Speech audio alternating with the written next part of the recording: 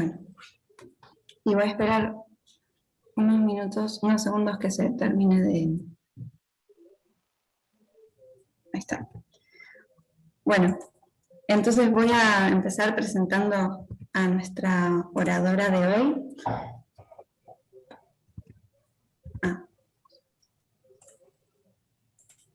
Disculpen, se me abrió el YouTube y me empecé a escuchar a mí.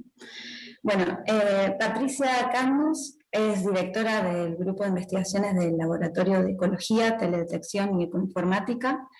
Es investigadora y profesora del Instituto de Investigaciones e Ingeniería Ambiental de la Universidad Nacional General de San Martín y es licenciada y doctora en Ciencias Biológicas de nuestra facultad, de la Facultad de Ciencias Exactas y Naturales de la Universidad de Buenos Aires. Se formó en Ecología Regional y del Paisaje y se especializó en el área de teledetección, enfocando sus temas de investigación al estudio de los humedales en Argentina. Así que, Patricia. Bueno, muchísimas gracias por la invitación. Siempre es un gusto volver a la casa de origen. Y bueno, hoy voy a tratar de contarles algunos aspectos particulares en relación a los humedales, su importancia y su expresión, o las discusiones acerca de la expresión espacial en Argentina de estos ecosistemas. Los humedales generalmente han sido ecosistemas bastante olvidados, sin embargo son críticos por su manera particular de almacenar agua, de generar vida y de brindar un montón de beneficios a las sociedades que están a su alrededor. Los colegas colombianos dibujaron este esquema que a mí me parece muy lindo, donde hablan de que los ecosistemas de humedal, no sé si se ve el puntero, espera, aguanten un momentito, puntero, bueno, no veo el puntero. Ahí está, opciones de puntero, ahí está. Cuando uno se pone nervioso no encuentra las cosas. Pero donde todos los ecosistemas se caracterizan por las funciones, pero en particular los ecosistemas de humedales tienen un conjunto de funciones ecosistémicas que resaltan por, tanto sea de abastecimiento, regulación o culturales, por los beneficios que brindan a la sociedad. Y en ese sentido yo los llamaría ecosistemas estratégicos, invisibilizados pero estratégicos al fin, y son otra manera de llamarlos a estos ecosistemas y a otros en general, son socioecosistemas, porque uno empieza a no solamente verlos desde el punto de vista de las ciencias naturales, sino de la interacción con la sociedad.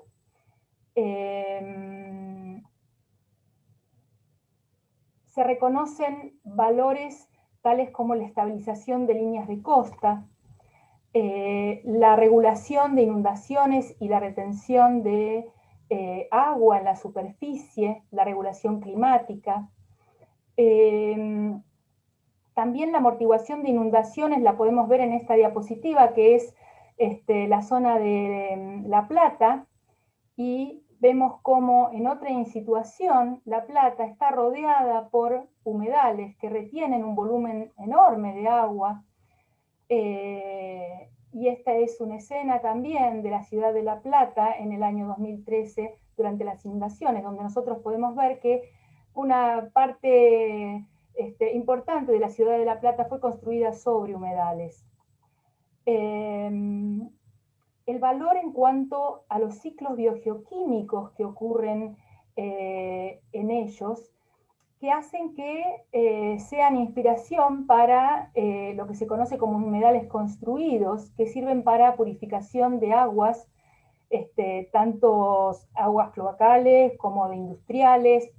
Hay toda una línea de investigación acerca de asimilar los procesos naturales en sistemas urbanos e industriales. Y esos mismos ciclos biogeoquímicos son los que aportan también a la productividad de estos sistemas. Están entre algunos de los sistemas más productivos de la superficie terrestre, del cual depende toda la actividad ganadera, por ejemplo, o la producción de especies de interés turístico y comercial, como es los peces, y de gran cantidad de biodiversidad, que no solamente vive dentro del humedal, sino que en muchos casos utilizan un paisaje mucho más amplio, pero necesitan del humedal para alimentarse en épocas desfavorables, invierno o déficit hídrico. Ahora, los humedales pueden ser desde elementos muy pequeños en el paisaje, como los vemos acá en rojo, ¿sí? En rojo son pequeñas vegas en la región patagónica, en el marco de un paisaje terrestre sumamente árido. Acá tenemos un detalle, donde son oasis dentro de ese paisaje árido. O también, esto es los alrededores de una parte de la planicie de inundación del río Paraná, lo tenemos como extensas áreas dominadas por humedales, donde si yo hago una pequeña ventana, todos los ambientes corresponden a humedales, y vamos a tener desde bosques,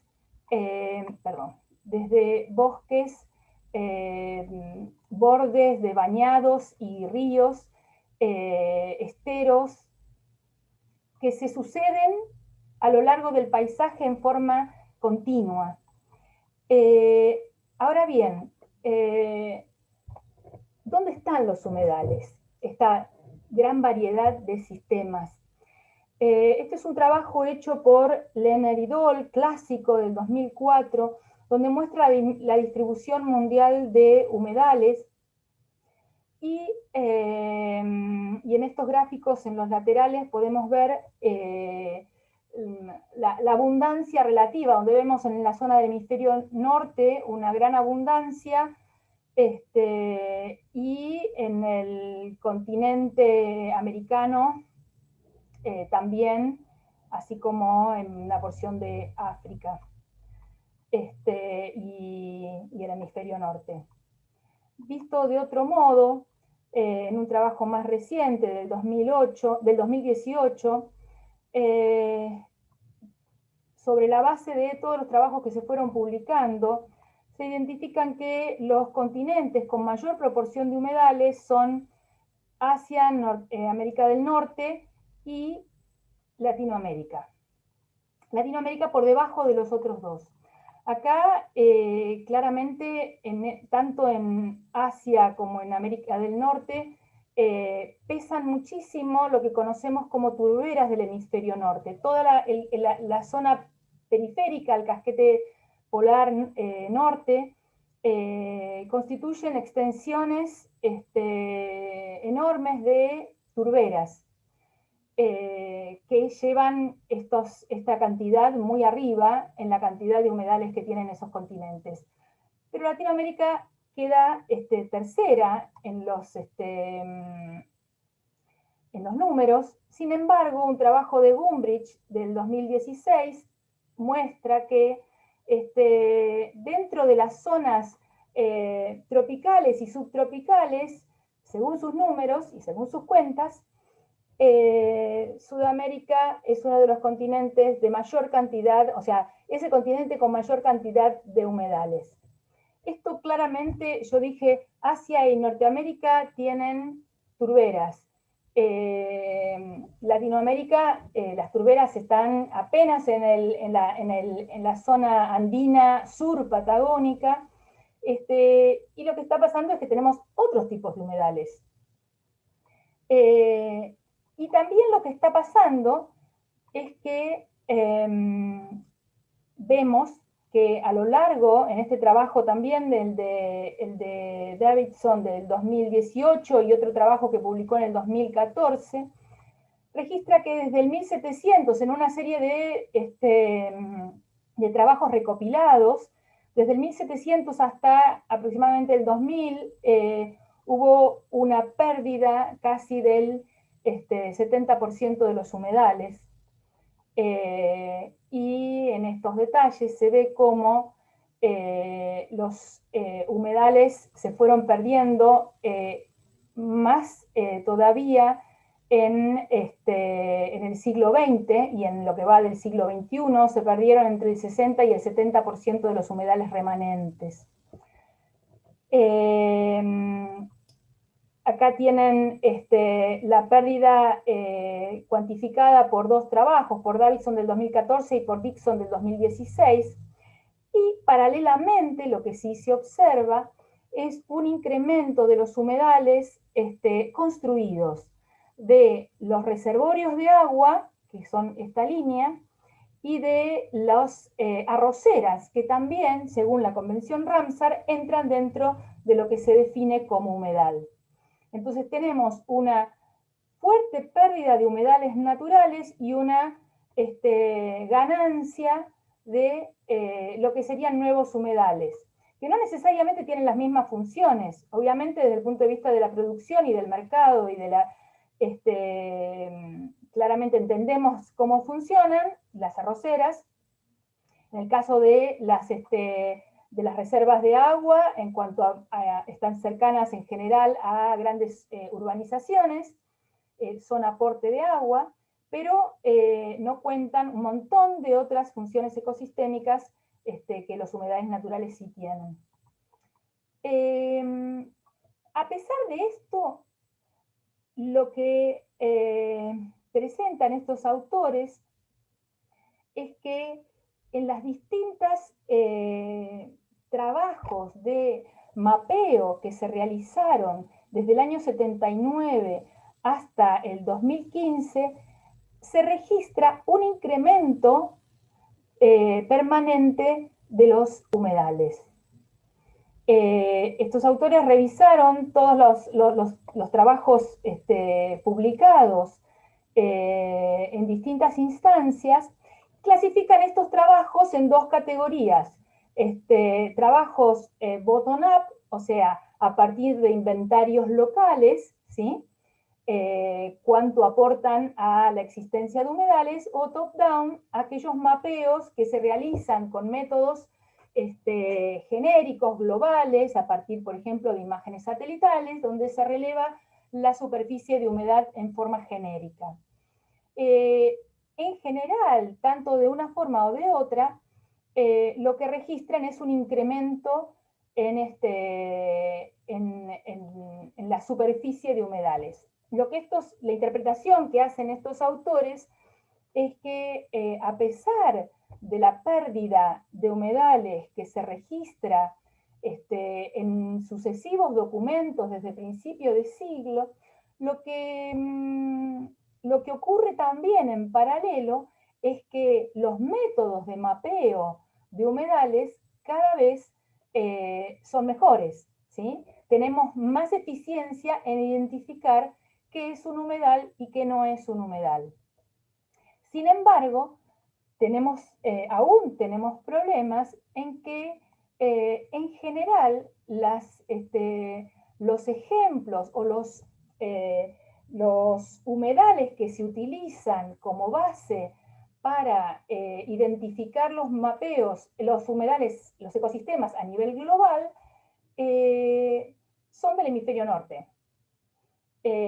Son ecosistemas que se encuentran en el hemisferio norte justamente porque los equipos de trabajo que están mapeando corresponden al hemisferio norte, y es donde tienen toda la base de datos y la información de campo.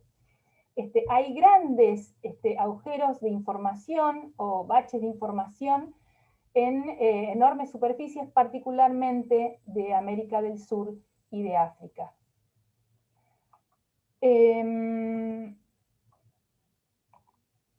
Ahora bien, también, además de haber huecos de información, aparece dentro de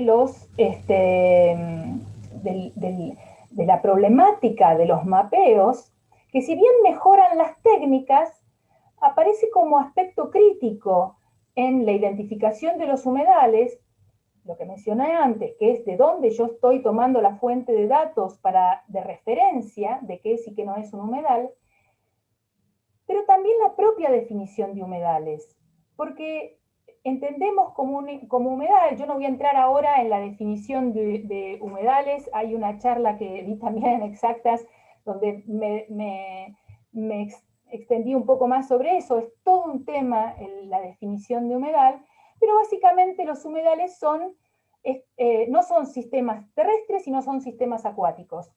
Son sistemas donde el agua satura el sustrato en forma permanente o temporaria, o se encuentra por encima del sustrato en forma somera, o saturándolo. No hay un aspecto estructural, pueden ser bosques, pueden ser pastizales, puede ser agua libre un humedal. No es como en los bosques, en donde uno sabe que si hay árboles con determinada densidad, entra en la categoría de bosques. En los humedales no. En cambio, hablamos de indicadores o aspectos diagnósticos que indican cuándo hay o cuándo no hay un humedal. Y esos aspectos diagnósticos están en relación a la funcionalidad. Y esa funcionalidad, para complicarla más todavía, está en relación a lo que llamamos contextos hidrogeomórficos, ¿sí? Lugares, desde el punto de vista de la geomorfología, que permiten que se almacene el agua por algún tiempo, en algún momento, o en forma permanente, y lo hídrico que determina una dinámica y un movimiento del agua particular. Eso es lo que define un humedal. Y ponerse de acuerdo en eso para hacer mapeos es sumamente difícil, porque hay aspectos que no son tangibles desde el punto de vista de la cartografía o de las imágenes satelitales.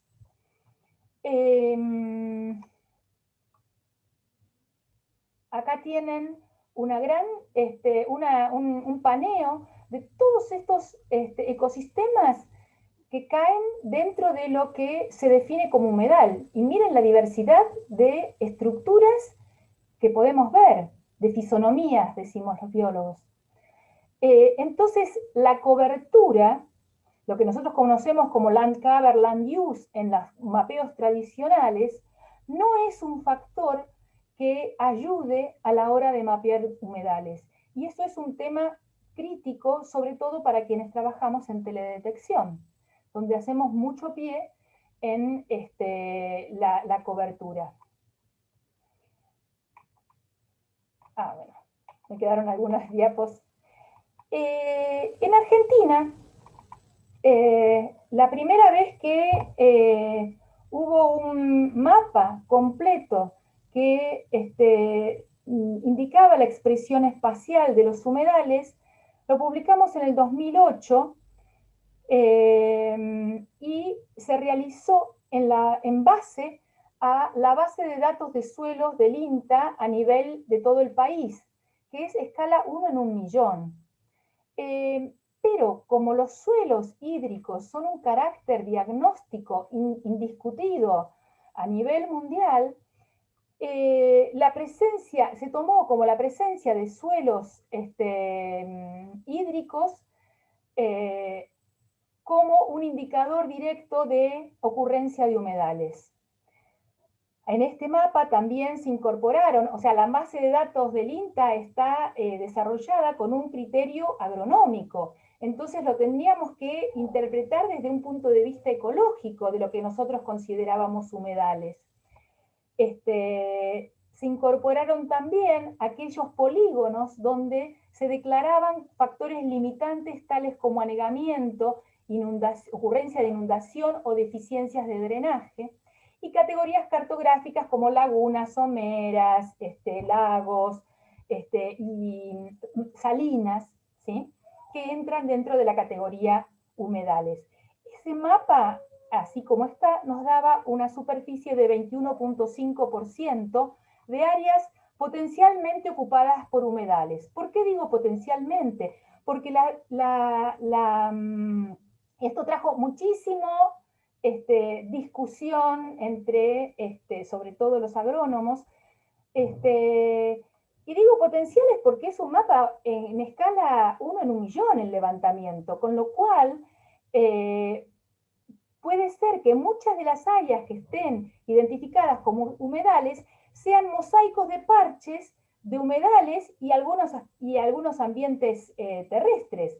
Pero lo que está indicando es levantando alerta acerca guarda, miren la cantidad de áreas que potencialmente pueden ser humedales en el país. Y es 20%, que está muy por encima de la media global, que es entre 7 y 8%.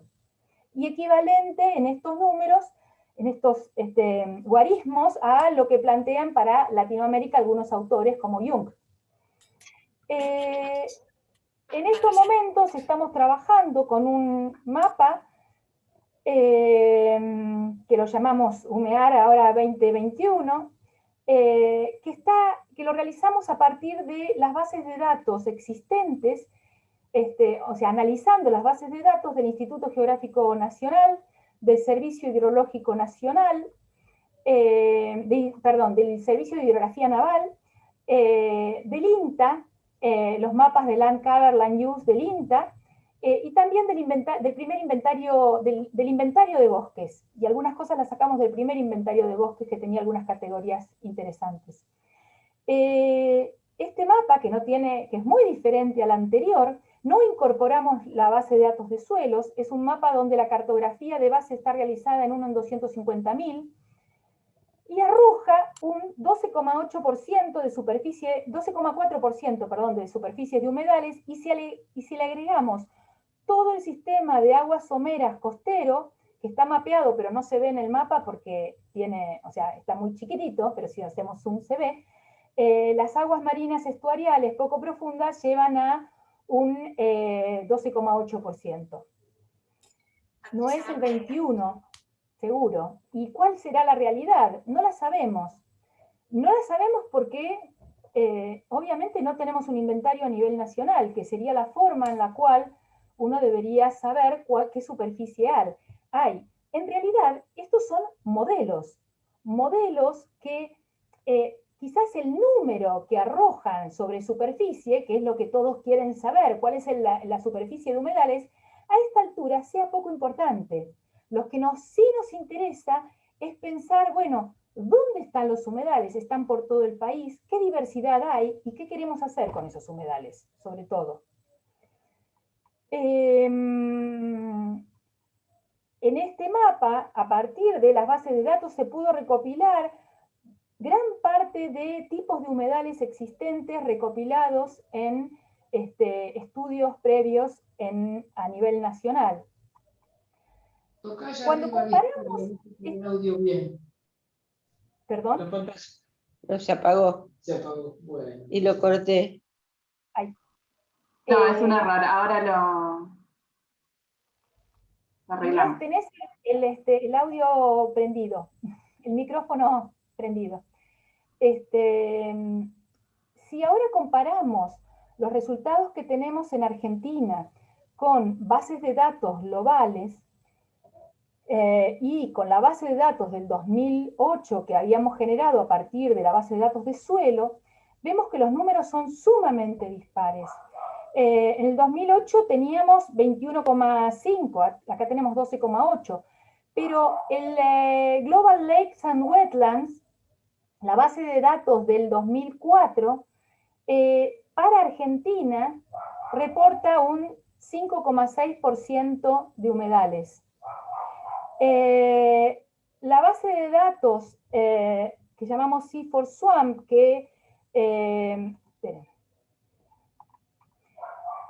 la base de Sea4Swamp, que está hecha desde el Servicio Forestal de Estados Unidos. Hay un perro ladrando, se debe escuchar, y me distrajo. Desde el Servicio Forestal de Estados Unidos, la base de datos de humedales y globales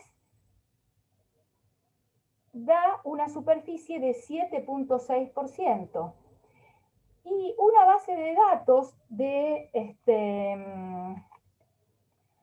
que es muy reciente, es del 2019-2020, está publicada, es la SDG 661, reporta, genera un nivel de base a partir de datos del 2016 y del 2018, que da una superficie de 3.5% de humedales para Argentina. Esta base de datos, lo interesante que tiene, esta última, es que se desarrolló a partir de datos, de series de tiempo de datos Sentinel-1, Sentinel-2, esto es radar y óptico, Landsat 8, un modelo digital de terreno, y es la que menos porcentaje de superficie da. Cuando uno analiza, en gris acá se ven, en todos los mapas en gris, se observa los humedales que corresponden a la superficie de humedales reportadas en el mapa que estamos haciendo ahora, la Humear 2021. En azul corresponden las áreas de coincidencia y en fucsia las áreas que no están mapeadas en la base de datos nuestra. Por supuesto, la del 2008 de suelos sobreestima con respecto a la base de datos de la actual, la que estamos usando ahora, pero todas las demás subestiman. Por ejemplo, acá vemos los bajos submeridionales, en ninguna de las bases de datos las están considerando, el área de los bajos submeridionales. El área de todo el Chaco formoseño y chaqueño húmedo no existe en las bases de datos, está en gris, en ninguna de las bases de datos lo registran. Y en la provincia de Buenos Aires es interesante, en la base de datos de suelo aparece todo un gran manchón de humedal, en nuestra base de datos aparecen lagunas, porque son las lagunas someras mapeadas en la base de datos del IGN, y en las bases de datos de los globales aparecen algunas lagunas mapeadas coincidentes con la base de datos actual.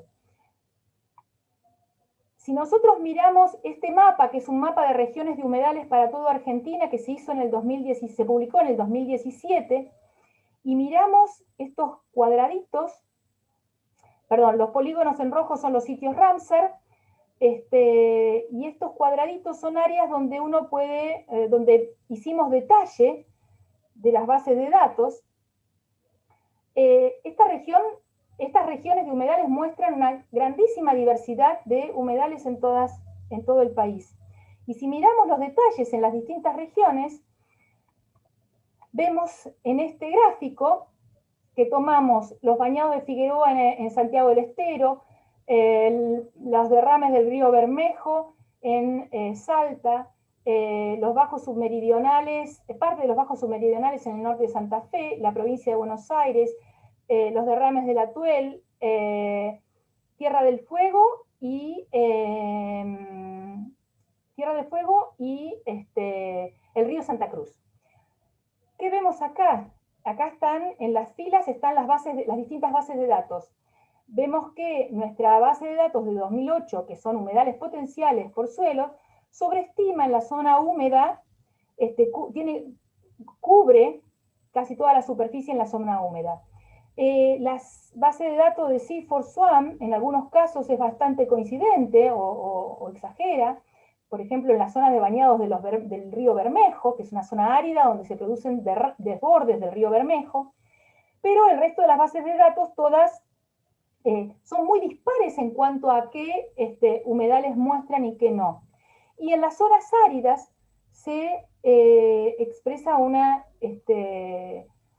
casi ninguna de las bases de datos muestra la existencia de humedales.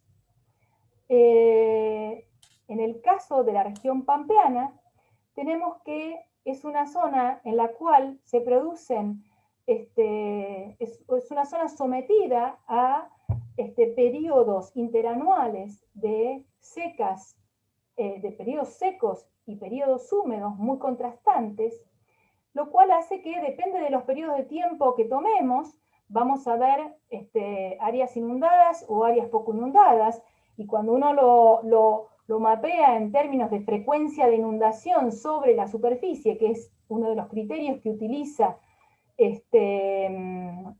la base de 661, la más reciente de todos, bueno, identifica lagunas, pero no identifica el resto de la superficie. Ahora, si miramos el tercer cuadro de esta porción de la provincia de Buenos Aires, que pertenece más o menos a la zona de Rauch, y vemos el mapa de suelos, no ya 1 en 1.000.000, sino 1 en 50.000, que es el mapa de detalle, es la carta de suelos de la provincia de Buenos Aires en detalle, resulta que la gran mayoría de la superficie tiene natracuales, natracualfes, en más del 80% de la superficie, lo cual me está diciendo que desde el punto de vista de las definiciones aceptadas globalmente de humedales, toda la superficie que en el mapa de suelos está diciendo 1 en 1.000.000 que son humedales, deberían ser humedales. La gran discusión en este caso es, uy, son humedales, no van a querer que hagamos producción. No pasa por ahí la discusión. Pasa por pensar cómo se gestionan esos humedales o cómo se manejan esas superficies de humedales, donde perfectamente se puede hacer producción, pero a lo mejor no de la misma manera, o habrá que discutir con los agrónomos de distintas, hay que pensar, hay que ser original en cuanto a cómo se hace producción en áreas que reportan ser humedales. Solamente el rosa clarito queda como superficie donde no hay ningún suelo hídrico según las clasificaciones de suelos oficiales. Patricia, vamos media hora. Te aviso. ¿Media hora ya? Sí, no te quería parar antes. Bueno, se escuchan. No, voy redondeando. Pero igual hay tiempo. No, ya casi estoy finalizando. Los humedales son sistemas estratégicos por los bienes naturales que reportan. A mí me gusta ahora llamarlos bienes naturales comunes. A otros los llaman servicios ecosistémicos. Depende de dónde se pare uno, quizás ideológicamente, utiliza uno u otro término y tienen implicancias muy diferentes. Y son estructurantes de los paisajes. Son estructurantes de los territorios en los cuales se presentan. ¿Por qué decimos que son estructurantes? Y esto es un concepto fundamental. Porque vamos a tener humedales que están emplazados y donde el agua circula en forma transitoria hacia las aguas profundas, ¿sí? O humedales donde están enmarcados en ambientes, ecosistemas terrestres, ¿sí? Donde son oasis, donde no son transiciones de nada. En muchos años se hablaba hace muchas épocas atrás se hablaban de los humedales como transiciones, y eso implicó que los humedales no eran nada, porque como son transiciones, no son ni terrestres ni acuáticos, y en realidad hoy pensamos que son ecosistemas. A veces son transiciones, podrían parecer transiciones, pero no lo son. Y tenemos paisajes netamente dominados por humedales o paisajes donde, como decía al principio de todo de la charla, son oasis. Eso hace que desde el punto de vista del mapeo, de la identificación, de la delimitación, los humedales sean tan problemáticos. Tenemos una enorme diversidad de humedales en el país y hoy por hoy tenemos ya hace 10 años, varios grupos venimos trabajando en pensar cómo debería ser un inventario de humedales, a sabiendas de todas estas cosas que se manifiestan en los mapeos globales y en los mapeos generales, donde se asumen los humedales como un plano homogéneo, único, como si fueran bosques todos iguales. El inventario de humedales que se discute a nivel nacional tiene un fuerte hincapié en el concepto de paisaje como un factor crítico para pensar los modos de mapeo, y para pensar los modos de mapeo incorporando la teledetección, por ejemplo, y incorporando distintas escalas o niveles de análisis para la metodología de mapeo, pero también como insumo para la gestión. Esto hoy está en crecimiento, en desarrollo, en pensar conceptualmente cómo esto se baja a nivel federal en las distintas provincias y cómo se integra a nivel nacional. Y cómo se usa de base para poder alimentar las bases de datos globales y interpelar a las bases de datos globales, que pueden servir para generar modelos globales, pero no pueden servir para pensar localmente la ocurrencia de los humedales. Bueno, muchísimas gracias, y bueno, sí, estoy abierta a las preguntas, espero no haberme pasado mucho con el tiempo. No, estamos bien, son menos 20. Y gracias, Patricia, por la charla súper interesante. Bueno, no hay preguntas todavía en YouTube y en el chat. Voy a ver, mientras la gente piensa, yo tengo un montón de preguntas que se me ocurren, pero te voy a hacer una pregunta. En un momento mencionaste que para mí tiene un montón de sentido, siendo que estudio clima, que debido a la variabilidad, por ejemplo, de lluvias, lo que es un humedal en algún momento puede dejar de serlo, y me imagino que desde el punto de vista de la geomorfología también, se contempla en el mapeo que, digamos, que el mapeo de humedales varía con el tiempo, y esto, por ejemplo, se contempla en una ley de humedales, que lo que, qué sé yo, en 2010 es un humedal, en 2020 no lo va a ser, y lo que se produzca va a tener que cambiar. O sea, me parece que suena mucho a que es un concepto que requiere sí o sí que se acomode en el tiempo, porque están acoplado al ciclo hidrológico, ¿no? Mira, diste un tema súper interesante, porque vos dijiste, lo que hoy es un humedal, mañana no lo es. Y no es así. El humedal es humedal siempre. Y eso es un concepto muy fuerte dentro de la ecología de humedales. No es que el humedal aparece y desaparece. Por eso los ecólogos en todo el mundo hacen tanto hincapié en el aspecto edáfico. Los dos indicadores, o sea, hay muchos indicadores biológicos y edáficos y hidrológicos para identificar qué es y qué no es un humedal. Pero el humedal es siempre. Nosotros somos los que tenemos la noción del tiempo y que decimos, ahora no es, ahora sí es. No, el humedal es siempre. Y justamente la importancia de los suelos es que es el registro que se mantiene permanentemente en el suelo a pesar de que el agua no esté. Estamos hablando de cutanes, de moteados, de un color particular producto de los procesos de gleisación que se dan en el perfil del suelo, que a pesar de que el agua no esté, quedan como improntas o como indicadores dentro del suelo. Entonces no es que el agua esté o no esté. De hecho, en los mapeos más recientes, lo que se hace es trabajar con las series de tiempo para determinar, digamos, dinámica del agua. Y eso con radar es muy potente, porque vos podés ver con microondas activas agua por debajo del suelo. Entonces, por debajo de la cobertura, no por debajo del suelo, por debajo de la cobertura, debajo del suelo hasta ahí nomás. Y con óptico ya se ve más limitado, pero en donde se paran es en series de tiempo para justamente captar ese aspecto dinámico de los humedales, ese aspecto netamente funcional, y mapear eso. Pero no mapear los humedales cuando están y no cuando no están, sino que mapear la funcionalidad y decir, este humedal es hiperanual. Por eso las salinas son humedales, porque vos podés no ver agua en superficie, y la salina es un humedal.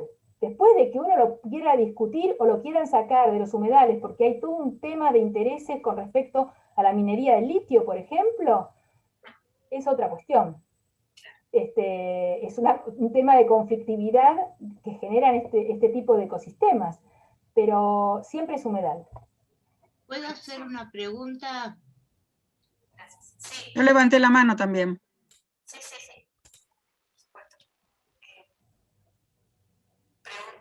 No sé quién está levantando la mano. A ver. Irene. Sí, ¿qué tal? ¿Cómo andan? Tanto tiempo. Bueno, yo quería comentarles, no, simplemente agradecerle a Patricia, excelente. Yo soy un poco bastante más grande que muchos de ustedes, y que no, quería contarles, yo soy egresada de la licenciatura en Exactas en el 78, así que después me fui a hacer mi posgrado a Estados Unidos, pero quería contarles, cuando antes de Ramsar, yo me acuerdo que los ingenieros civiles querían secar el Pantanal del Mato Grosso, porque decían que era un criadero de mosquitos y de tábanos. Afortunadamente nos acompañó no solamente la tecnología, que es excelente para hacer todo este trabajo genial que están haciendo ustedes, chicas, sino también cambió la formación o la deformación, mejor dicho, de las carreras que no tenían nada de todos estos temas ambientales antes, ¿no? Yo pienso que todas esas carreras hoy tienen que ser transdisciplinarias y hay que un poco pasar rápido a la transición de que la gente de otras carreras, como los ingenieros civiles, que eran bastante bestias en la época en que yo me gradué, hoy por lo menos sepan que esto hay que protegerlo, más allá de que un humedal sea Ramsar o no, ¿no? O sea, nada más que eso quería agregar. Gracias. Gracias, Hola, Irene. ¿puedo hacer Tomo un algo que dijo Irene, permitime contestarle, Nora, Irene. Es súper interesante lo que dijo Irene, porque es cierto que hay una mirada hegemónica, diría, y sigue siendo hegemónica, de ver los humedales como áreas improductivas. Y lamentablemente esa mirada todavía continúa. Y hoy tenemos los mismos proyectos que en la década del 70 aparecían como proyectos de desecamiento, de drenaje, de drenar para ampliar los territorios agrícolas, por ejemplo. Hoy continúan, por ejemplo, en el caso de los bajos submeridionales, o en el caso de la depresión del Salado, donde tenemos un montón de obras hidráulicas planificadas que en ningún momento en su planificación plantearon un diálogo de saberes con otras instancias. Y realmente, o sea, yo a esta altura no sé si las carreras de grado necesariamente tienen que ser transdisciplinarias. No estoy segura, lo estamos discutiendo, lo discutimos en la universidad. Lo que sí estoy segura de que tiene que haber un poco más de humildad en las carreras y en los docentes que dictan clases, y tiene que haber un poco de humildad en cuanto a poder escuchar a los demás saberes, y que la resolución de problemas sí tiene que ser transdisciplinaria. Entonces, tiene que haber gente que pueda congeniar y discutir esos saberes, y tiene que haber gente que sea muy especialista en determinados temas y que pueda sentarse a discutir con sus pares. Lamentablemente, los proyectos se siguen haciendo, y es como una carrera esquizofrénica donde corren los ingenieros civiles y los hidráulicos, y entran los hidrólogos, que son otra área de conocimiento distinta, o los ecólogos, y pareciera que queremos defenderlo porque sí. Hoy, frente a los eventos de cambio climático, frente a los eventos de pérdida de biodiversidad masiva, creo que no hay discusión acerca de la importancia que tienen los humedales. Pero súper atinado tu comentario, Irene. ¿Cómo ves el tema de la ley, Patricia? Estoy muy preocupada porque pasó por la Comisión de Recursos Naturales el año pasado, medio forzado, el consenso de los 15 proyectos con el diputado Grosso, y ahora quedan 4 comisiones, la de Agricultura. Yo le tengo pánico porque de ahí me parece que no va a salir, y tengo miedo que ni siquiera pase a recinto. ¿Cómo lo ven ustedes que están trabajando, ustedes más jóvenes que trabajan en eso ahora? Es un tema complicado. La verdad que el año pasado fue, si bien yo no soy de las que dicen cualquier ley vale, soy muy cuidadosa con respecto a las leyes de humedales. Creo que hay muchas leyes que no se cumplen, entonces si no garantizamos que las leyes que están se cumplan, tengo mis dudas de poder garantizar que se cumpla una ley de humedales, sabiendo que uno de los problemas de fondo en relación a lo que vos dijiste antes es un problema cultural con respecto a los recursos naturales y a los humedales en particular. Entonces hay un tema de educación y de cultura de los políticos y de la gente que no te lo resuelve una ley. Pero suponete, o sea, realmente el trabajo que se hizo el año pasado en diputados, gracias a la verdad que el diputado Grosso invitó a distintas áreas, tanto de la sociedad, o sea, a distintas áreas de la sociedad, incluyendo a la academia, y realmente trabajamos muchísimo, se cambiaron muchísimas cosas, incluso la gestión participó activamente por temas que realmente en los 15 proyectos que fueron presentados, todos copia de parte de la ley de bosques y parte de la ley de cambio climático, absolutamente acríticos, era una vergüenza de copy-paste.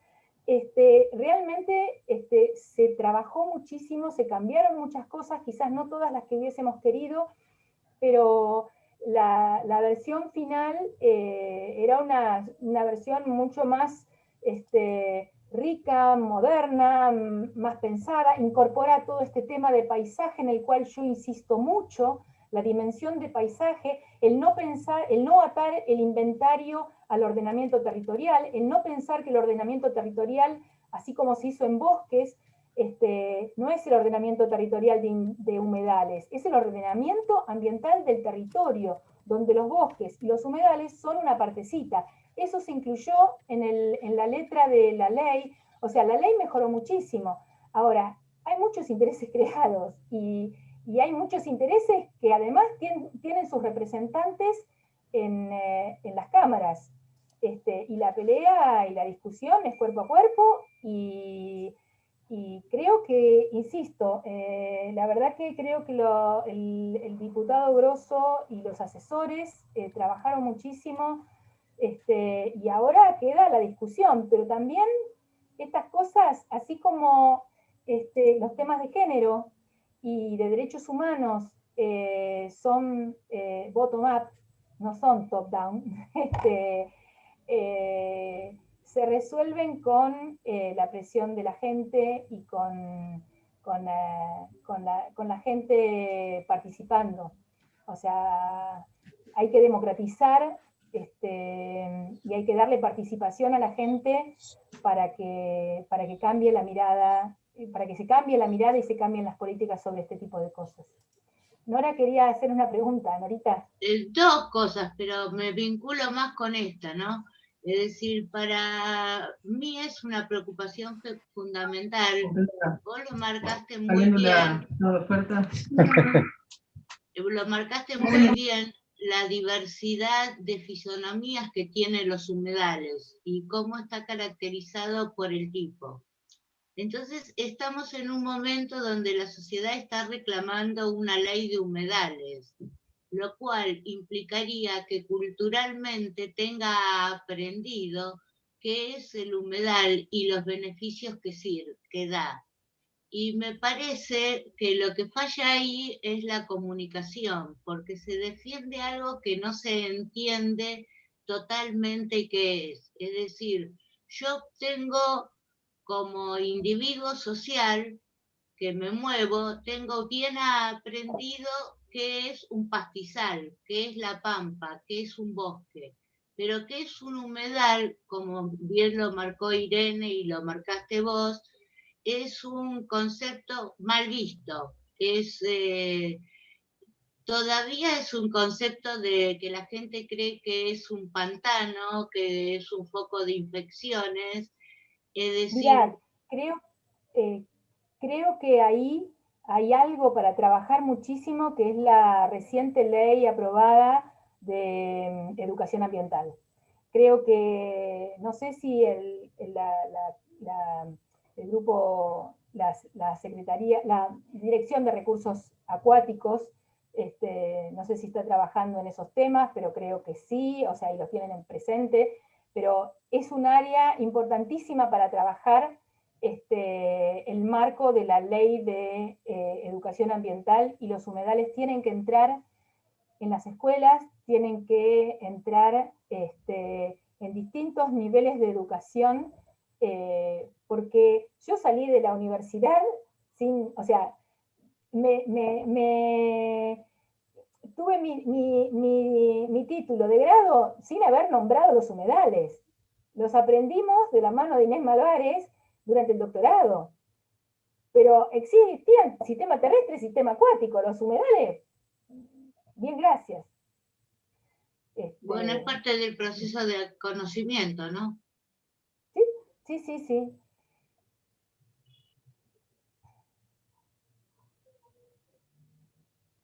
Sí, Inés Malvares fue una pionera, la verdad lástima que se nos haya ido tan joven, la verdad que podía haber hecho tanto, y hizo tanto de todas maneras en vida. Yo me acuerdo, coincidimos en un congreso de ecología en Canadá una vez, en Quebec, y ella justamente estaba preocupada por esto.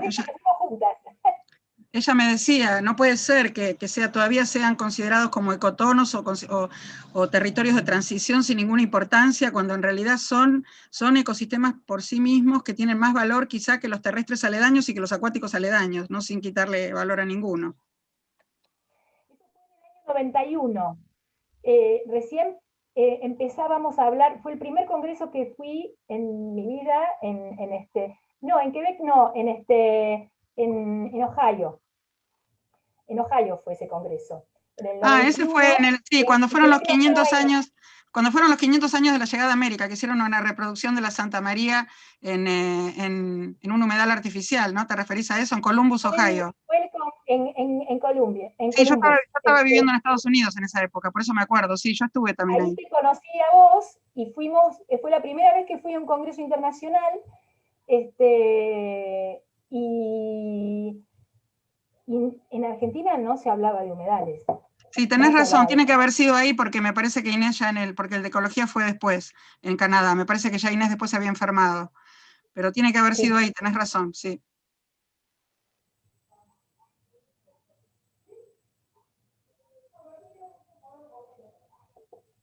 No sé si hay alguna otra pregunta, bueno, están todos muy calladitos. Sí, si no hay ninguna otra pregunta, y siendo ya casi las 6, salvo que surja alguna pregunta en último momento, agradecemos otra vez a Patricia por la excelente presentación, y bueno, va a estar disponible, en el canal de YouTube la charla para quien quiera verla otra vez o compartirla. Bueno, muchísimas gracias nuevamente a todos, y bueno, hasta la próxima. Gracias, Patricia. Gracias.